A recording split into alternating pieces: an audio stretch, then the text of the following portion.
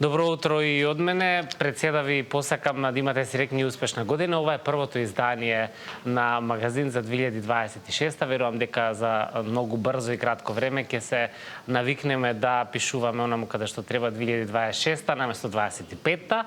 Како и да е, станува збор за еден убав период на празници, оние кои што можат да спојат и ќе патуваат, но важно е дека јануари, иако важи за еден од подолгите месеци, не треба да се жалиме со оглед на сите оние празнични моменти кои што имаме прилика да ги живееме и да ги славиме. Како и да е, некако традиционално, кога јас сум на првиот ден од новата година, ако се навратам вака ретроспективно наназад од мојата работа токму тука во Сидел телевизија, сум започнувал со спорт. И тоа не било кој спорт, туку кикбоксот.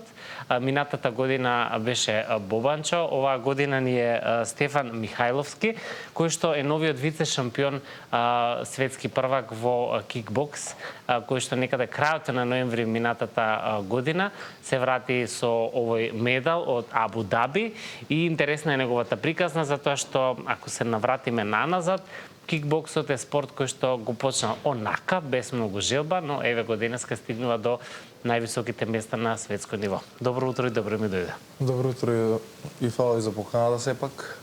Наистина ми значи. Да. Како си, добар ли си се? Што прават спортистите за нова година и тогаш ли пазат на што ќе се внесе во храна, во пиење? Нормално, главно пазиме што внесуваме, како внесуваме, но има период на опуштање малце колку да се вратиме во нормалата. Колку да почувствуваш дека и ти си во некое славие. Да, да се почувствува таа атмосфера. После тоа се враќаме во нормала после празнично. Така, како си помина за нова година? Успели малку да се одмориш? Си ги средили импресиите и впечатоците од сето она што ти се случуваше при крајот на 2025-та? Да, успеав малку да се смирам со како се движи мојот живот нормално. Се беше тоа наеднаш освојувањето на тој медал, како се чувствував на денешка доаѓање тука, чувството беше одлично и сега полека еуфорија да стигнува и се фокусираме на нови работи. Нема пауза кај вас, нели? Не. Во спортот нема одмор. Цело време мора да се работи. Нема одмор, значи наистина чим сум вратен од Македонија се фокусирам одма на следна цел. Нема пауза за рекуперација, туку само се фокусираш на следна работа што е. Така. Интересна твојата приказна за тоа како Стефан ги сакал сите спортове, кикбоксот помалку од останатите. На крајот денот стигнуваш до една навистина голема титула, би рекол, вице шампион во кикбокс на светско ниво. Тоа е сериозно. За малку ти избега златото, односно првото место. Дали да почнеме со Абу Даби или да почнеме со тоа како Стефан почна со спортот? Како тебе ти иде природно? Па природно ми иде како почнал со спорт, да. Како почнал? Добро, се согласуваме со тоа. Како Стефан, дали поради татко ти кој што е тренер во кикбокс некако мораше да почнеш и ти со тоа и зошто не го сакаше кикбоксот на почеток? Па никогаш не сум бил приморан да вежбам кикбокс. Татко ми сакал само што е најдобро за мене, во смисла спорт, да сакам како спорт. Дали сум сакал кошарка, дали сум сакал ракомет, дали фудбал, но тоа ме носел, всушност тоа плаќал да сум модел. Но првично почнав делумно у кикбоксот како помало дете, но брзо изгубив таа љубов кон него, односно не сум се пронаоѓал, просто кажам. И се фокусирав на кошарката повеќе, некои 7 години вежбав кошарка во МЗТ и во Феникс, каде после негде 13-14 година сакав да пробам ракомет, на кратко се фокусирав и на тоа, не испадна некои работи, односно транзицијата од кошарка на ракомет не ми беше баш идеална со некои тапкања, такви работи, сакаа да ме префрлат во друга екипа, на кратко. И таму малце ми изгасна таа желба и жар за ракометот и поради тоа што те ставија во друга екипа? Да, сакаа малце таа развојна екипа да ме стават за развијам тапкањето. А ти после 7 години тапкање на поинаков начин, тоа ти беше малку уназадување, предпоставувам. Да, малце. Тој жар ми се спласно, знаете, кога сакаш нешто и одеднашка некој ти кажува мораш да се фокусираш на друга работа, оди од друга екипа, малце спорно. Кога ти се крши филмот, нели? Да. Од сегашен аспект добро или лошо направиле тренерите тогаш во тоа време? Гледам од сегашен аспект, ги разбирам и сум благодарен зашто тоа ми го направиле за да можам да се фокусирам на кикбокс. Добро, што значи тоа ги разбираш? Што значи дека добро постапиле што те ставиле во таа група? Да, дека сакале да ме научат на некој начин за да бидам подобар, но начинот на кој беше кажан може не одговарало, не било убаво за не со дете, туку збориме за желбата за дете, просто кажам да не го сватиш дека ти одиш назад, туку нели дека те коригираат во работи кои што би требало понатаму да бидеш добри. А како после 7 години кошарка ја напушташ кошарката и преминуваш во ова? Дали си карактер кој што ти издосадуваат брзо работи? Не ми издосадуваат брзо работи, но просто кажам дали не сум стигнал нашол патот во кошарката, не сум станал свесен дека немам избор во кошарка и се помешал тука ракометот. Не сум имал не сум сакал да се откажал, ама сум се фокусирал на други работи пред тоа. Так. Му беше малку криво на татко ти во тој период што еве синот се откажува од кикбокс и оди на друг спорт? Настрана тоа што сепак бил среќен бидејќи нели важно е дека спортуваш, меѓутоа нели од после муабетите вака потајно дали му било криво што нели не го продолжува спортот кој што тој го води? Па точно не сме направиле моабет на оваа тема, но мислам дека сигурно му било делумно, но бил задоволен со тоа дека сум одбрал пак на спорт да одам да не негирам да спортувам. Така да мислам дека ќе направам моабет со него, ќе видам што ќе каже, како ќе каже на таа тема се уште. Следниот пат ќе не раскажеш. Да, подетално. И за тоа. И откако се разочаруваш и во ракометот, тогаш одлучуваш да продолжиш со кикбоксот? Веќе на повозрастни години. Да, јас сам не одлучам по правило. Татко ми вика, ја одлучам да прекинам да спортувам во главно и викам сега ќе да скачам со другарите надвор, кажано, нема да спортувам, другарите ми скачаат, јас сакам да искачам у тие тинеџерски години со почетни нели 15 години, 14-15. И он вика не, сега ќе се фокусираш, ќе дојдеш у сала да вежбаш, не за да бидеш ти кикбоксер, не за да бидеш такмичар, туку да бидеш рекреативец, да ојачаш просто сам себе, да им здравието си го одржиш преку спортот. Имаше негирање од моја страна големи тие работи. Баш поради тоа што сакаше ти тогаш да шеташ, да бидеш со друштвото? Да. Но почнав да вежбам некако у сала кај нас. Некои 3 тренинзи у недела во главно толку правев, иако секој ден има кај нас тренинг. Но истовремено во тие години се појавија дечки што со мене почнаа да вежбаат моje годиште што беа. И дали нормално нови другарства стекнати и они те влечат кон тренинг, одлучи дека се собирате екипа тука, нели? Да. Врсници, кажано, збориме луѓе со кои делиш исто мислење, исто слично мислење, односно слични идеали, почнеш да те влечат кон една работа. И некаде 2015 година, иако уште не вежбав посериозно така, имаше такмичење кој што одлучи да такмичам. Во Штип? Да, во Штип. И таму губиш? Таму добиваш пораз. Прво па пораз. Да. Искуството не беше убаво, нормално збориме пораз, првичен стартуваш, од противникот Струмица. Делумно ми покажа некои работи каде грешам. После месец дена имаше пак такмичење одржано во Неготино, државно исто. Кај што сакав пак да такмичам, пак фалеше посветеност од моја страна која мислам дека сум ја стекнал веќе со годините после тоа.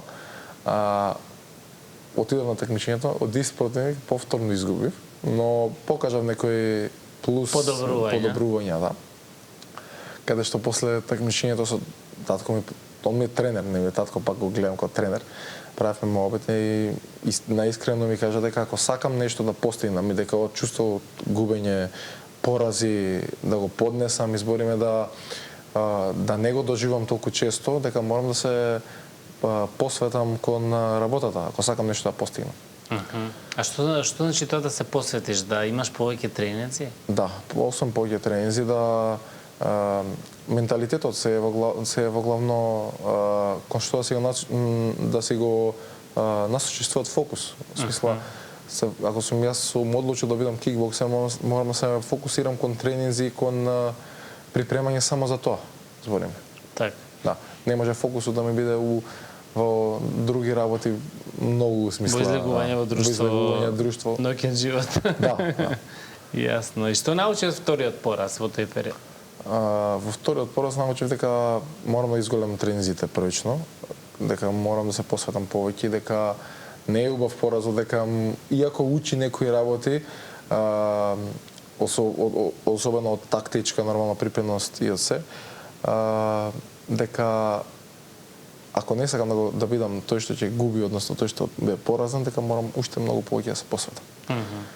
Особено збориме за државно ниво, никогаш не ми била целта да бидам само победник на државно ниво, туку секогаш ми било светски рамки како што сум дошол до денеска.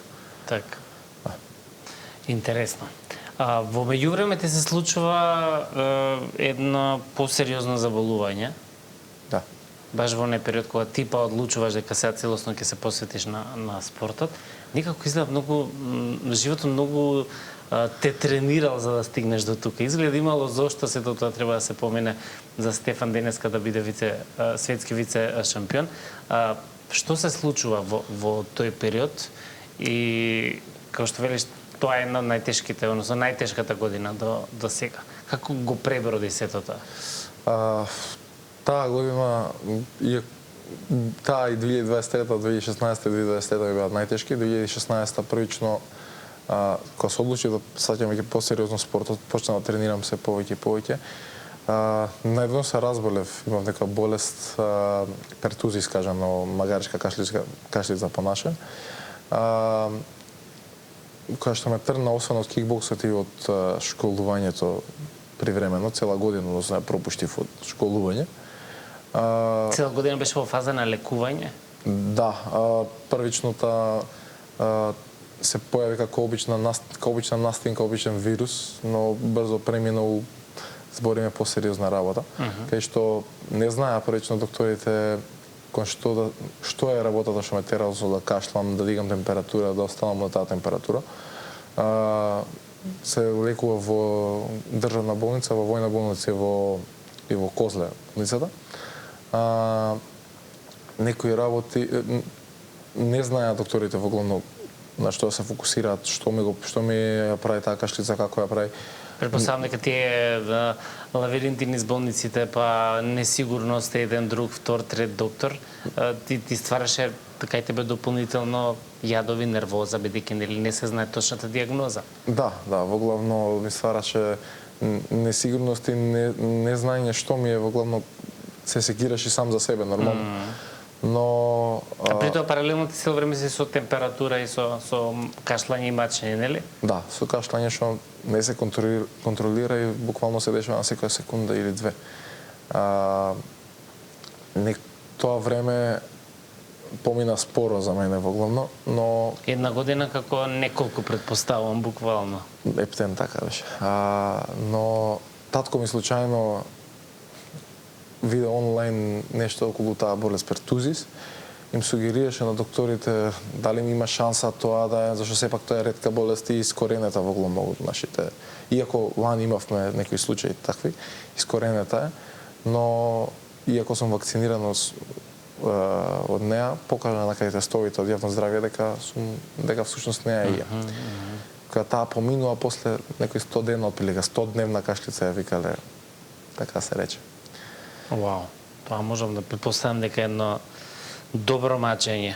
Да. Нели во континуитета имаш енергија или не? Буквално си како настина, како болен, како со вирус грип. Како со вируси, да, имаш енергија. Првично немаш те бутка ептен ниско, збориме дека се бори организмот и се не сум имало моменти кога што не сум можел да станам од кревет, но на крај сум се изборил со тоа и затоа ме покажува дека сум појак и појак секој ден за тоа. Така се, дали за моменти ти поминаа мисли низ глава тој период дека еве сега таман одлучи да се посвети целосно на спортот, се случува ова, па можеби не е судено јас да спортувам, треба да се откажам. Што се ти поминуваше низ глава тој период? Не ми поминува низ глава да се откажам. Нормално тоа приказната баш сега зашто мораше, да, ми поминува, ама не ми текнувало да се откажам во никој случај, секој сум се фокусирал дека ќе помине тој период и дека само ќе се вратам посилен.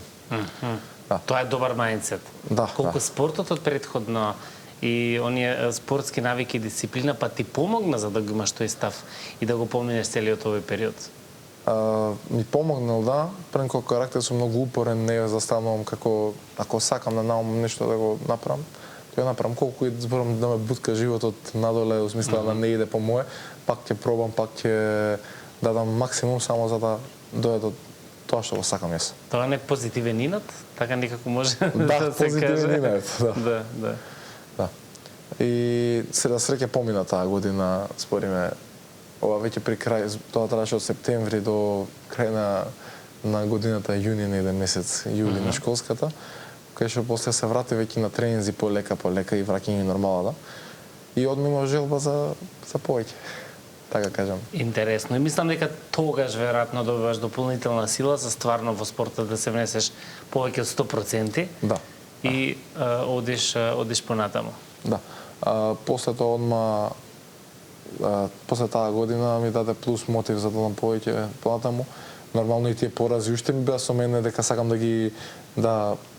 не бидам тој што ќе се откаже на пораз, туку сакам да победам, сакам да идам се повеќе и повеќе напред. После таа година следуваше државно првенство кај што конечно победив, кажано и тоа истиот противник од Струмица овој пат победив. И значи трета борба со него и веќе ти го победуваш, значи тука го надминуваш. Да. Финална борба беше тоа меѓу мене и него, последна беше, кај што ја победив и така тргна мојата приказна, кажано, во спортот. И беше ли поразлично внатрешното чувство после таа победа? Да, нормално. Со оглед на тоа дека сепак станува збор за истиот противник. Да, задоволството збориме се победи противникот после 2 пораза беше огромно, но сепак фокусот беше уште наменет насочен кон понатамошно. Да се фокусирам на следни првенства и на следни борби кои ќе бидат пред мене. Така, во меѓувреме нели се случуваат милион надпревари, посветеност така натаму и минатата година стигнуваш до Абу Даби, односно светското првенство во кикбокс. Таму имаше пораз од полјакот, нели, Рафал Гашчак, но овој пораз од друга страна е твоја победа, бидејќи сепак станува збор за вице шампионско место, нели, на светско првенство. Какви беа очекувањата? Ова беше прв пат на светско? Не. Имам настапувано на светско од 2019 година, прв пат кога најмлад јуниор на тоа првенство. И со тоа имаше некоја приказна? За тоа имам приказна кај што победувам всушност на крај на судиска одлука, но прегласуваат судиите и му даваат победата на италијанецот. Како е тоа можно? Како во секој спорт, збориме и во кикбоксот има одреден број, особено по јаките федерации, што се влечења или збориме кај што водиш борба и против противникот и против судијата, збориме за да оствариш некое водство позначено за да достигнеш до таа победа. А може ли тогаш да реагираш? Реагиравте ли на тоа? Да, реагирам, стручниот штаб на федерацијата реагира но сепак тие реагирања на моменти не испаѓаат од наша корист, нормално. Не се многу моќен, веројатно, ако жирито одлучи поинаку. Да, ако судиите одлучат, во главно немаш многу, можеш приговор да поднесеш, но тој приговор дали ќе биде прифатен, не биде прифатен, одлучува сепак светската организација. Ти беше криво некој да ти ја земе победата, и ако можам така да се изразам? Тоа така му доаѓа, нели? Прво ти вика дека си победник, после тоа ти викаат, па не другиот е победник. Ми ја земале, да, победата, кажано, ама пак умислите ми било дека не сум бил толку позначајно подобар за да ми дадат на мене победата. Значи тоа ти стои цело време. Дека уште не си доволно добар за да стигнеш до таа титула. Да, значи имало уште работи кои што сум можел да ги одработам подобро за да дојам до победата. Кажа, но сега тоа се десило прво коло на светското првенство од тој случај, кај што пак прво големо такмичење, збориме европско или светско, кај што не сум осетил таква атмосфера пред тоа и ново искуство донело кон за мене. Така. Како си помина во Абу Даби? Ја знаеш ли реалната конкуренција? Имаше очекувања, немаше очекувања? Да, имав очекување уште пред стартот на првично беше очекувањето за медаља, само збориме идеме дел по дел, прво коло се помине, второ медаља да се обезбеди, па сето понатаму. Одлично помина, збориме припремите, помина одлично. Припремите ги поминав у клуб, у мојот клуб, како се матичен со мојот тренер Жарко Михайловски, заедно со кондиционен тренер што ми е мој приватен Петар Браснарков, кој нема да стигне, збориме кај што сум без него, и до федерацијата. Исто имавме припреми заедно со федерацијата месец дена пред тоа.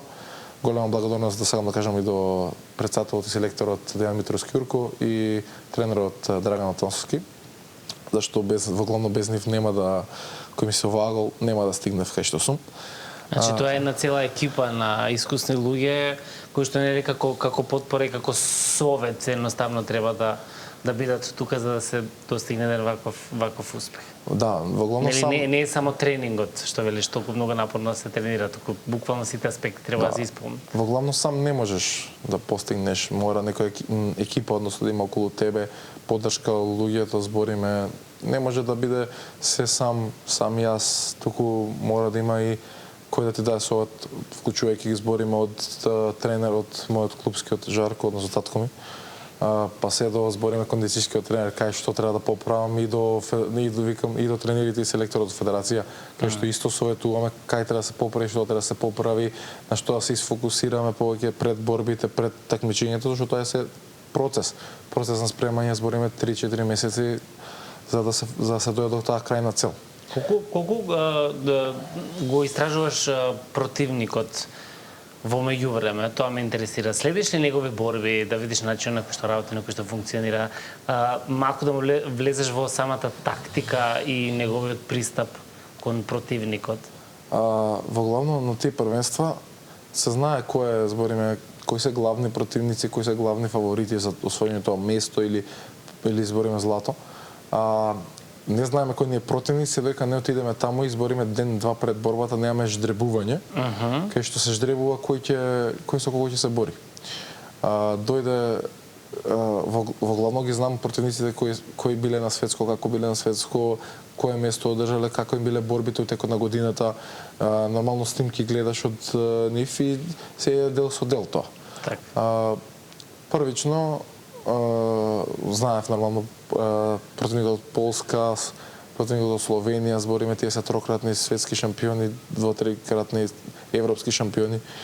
Те фаќа малку страф со оглед на нивното CV и нивниот успех до тогаш, бидејќи знаеш за кој профил на надпреварувачи станува збор? Искрено не. Или не? Не.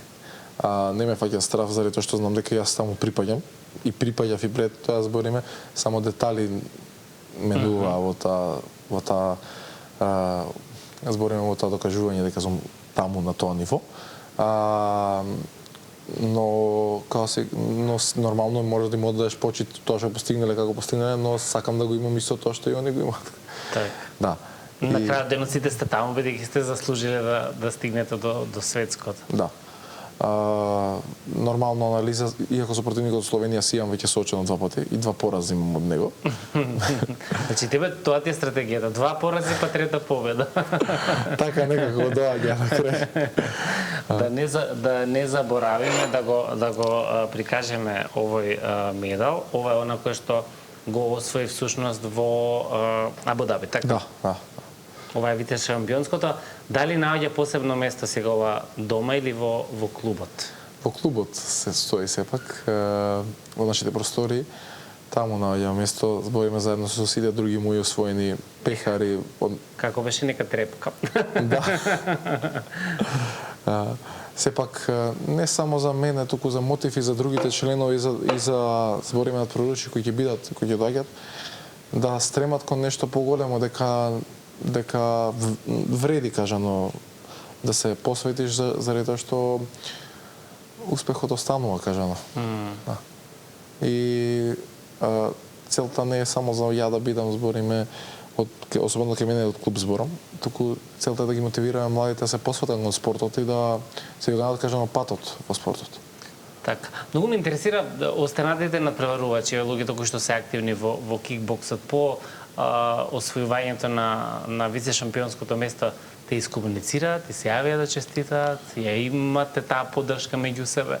Како функционира кикбоксот кај нас? Да, вака првично нормално членовите од репрезентација што се со мене заедно збориме колегите, секако секоја со нив радост збориме сум ја делел и поддршката нивна секогаш била тука и продолжува. Другите нормално збориме спортисти што се надпреварувачи у кикбокс, исто ми се контактира, честита, збориме нормално, покажа поддршка дури пред мечевите и после мечевите. Нормално тоа е една фамилија кажано кикбокс. Така е. Како е да се има тренер кој што ти е татко истовремено? Колку успевате да ја направите онаа граница меѓу тренер и татко? Кога е само тренер, кога е само татко? Или некако не може да се постави таа граница? Поречно ми е тренер. Пред се јас кажам тренер ми во смисла дома е татко веројатно. Да, татко дома. Ама во клуб е тренер. Да, во главно највеќе контакт сме у клубот ние во главно заради тоа што нормално се работа и јас со врски се поклопуваме на крај у клубот. И како му се обраќаш во клубот како тренер? Тренеру? Да, тренер. Тренер или коуч кажано, да, на англиски малце и функционираме нормално како првата у клуб веќе како тим кажано меѓу нас. Знаеме што како се функционирало тој првично процесот на адаптација од татко на тренер потешко иде така барем на почеток. Да се разбереме и ја и он заради тоа што нормално секој со различно размислување, ама сепак он ми е тренерот, он е тој што ќе каже. Ако ти искара, тоа не значи дека треба да бидеш лют по дома, бидејќи те кара тренерот, а не таткот или така натаму. Да, зависи да нормално кога збориме за кога дава совет, критика, нормално сепак тие работи се добронамерни за да се подобрам јас, не за да биде критика само колку да се каже таа критика. Така, кој е погорд на твојот успех, ти или татко ти во моментот? Мислам татко ми дека. Да. Да. Знае ни се што се сум поминал, збориме минатите години, како сум поминал, освен таа, нели, 2016-та имав операција, 2023-та. Да, и тој момент треба да го споменеме. Имаш уште еден удар личен, нели, во тој период, мораш да одиш на посериозна операција и понатаму, нели, веќе не знаеш што и како би било со спортот. Како пак го помина овој период, со глед на тоа дека веќе од претходно имаш и ти искуства со тоа болниците и... Случајно се деси повредата на некој такмичење у Белград. Не знаев која сериозност на повредата се дека не доев од Македонија. Знаев дека е малце посериозно од тоа што треба, заради тоа што мислев, иако го водев мечот, на крај технички го изгубив заради тоа што моравме да предадеме борбата. Не бев во состојба да продолжам. Еднаш се случајно коленото кажано ми искочи сред борба. Ме проверува доктор. Да, звучи страшно. Борбата сепак одлучив на крај да продолжам преку тоа. Добро водев пак борбата, се до момент кај што просто кажано ми откаже коленото и не може да продолжам. Но тогаш свати колку е сериозно. Да, сериозно дека нормално ми отече коленото. Се вратив во Македонија, почнавме да видиме што е, како е. На снимка покажа дека е всушност скинат прв крстен. Но знаев дека одма дека ќе се вратам посилен, дека нема да биде тоа крај на мојата приказна, дека подобро ќе биде само. Дели само овата помина, ќе го средиме ова и се враќаме пак во рингот. Да, знаев дека ме чека подолг период надвор од терените, кажано, заради тоа што сепак знам кога е сериозноста повредата, како движи процесот, збориме за опоравак, дека не е тоа така сега се оперирам и одмах Почнувам на тренинг, да. Негде и тоа се деси април месец, ја негде јуни месец се оперирав. Пропуштив едно светско првенство меѓувремено. После операцијата им помина добро, усистина, благодарение на докторот Мики Ивановски. Нормално и докторот со него што беше Иван Василев, кој не е наш, тука е бугарин. Наистина им благодарам за преработа за се што направија за мене. После почна рехабилитацијски процес со физиотерапевт. Правев многу благодарности на него, на Милан Стошич, кој што искрено без него не би бил тука кај што сум. Ме врати од таа повреда, значи процесот со него течеше многу, зашто се знае работата многу течно, збориме, поддршка ми беше цело време и за да доам до тоа ниво кај што сум, без него не би бил. Така е, денеска ти твоето искуство и сите оние работи кои што ги имаш како твој личен бекграунд, ги користиш, односно ги пренесуваш на помладите. Има ли од младите и од помалите, од децата и така натаму тинеџерите кои што ги препознаваш како еден Стефан на тие години? Има? Кај нас, особено клуби, има, што ги препознавам, опорноста им ја гледам, значи во нивни очи дека сакаат да постигнат нешто, дека се посветуваат кон спортот и дека нормално са и они знаат повреда некоја ситна да има, што да има и дека преку мора да знаат начин да се опорават, дека да продолжат и нормално. Така се учи. Како беше, така се расте. Не е лесен патот да дојдеш до одреден медал, да дојдеш до одреден успех. Нормално ќе има сопки, кажано, и за да дојдеш до тоа, мора само да го пребродиш. Така е, Стефан, многу ти благодарам за денешно гостување. Верувам дека беше една убава инспиративна приказна за почеток на годинава. Обично викаат што ќе правиш денес, ќе правиш цела година. Тоа значи спремај се за помедиумите да ти има. Ви благодарам сепак за поканата. Се надевам беше интересна емисијата. Мислам дека приказната што имаме е доста интересна, во многу препреки и се надевам дека мотив оставам кај помладите за да постигнат нешто поголемо во спортот, нормално и во животот. Апсолутно. Најлесно е човек да се откаже кога е тешко, но еве ваквите примери, па и лични приказни како твојата, мислам дека на сите од нас дополнително може да не мотивира да се гледаме за убави работи, за нови успеси, па ајде следното првенство може и златен медал.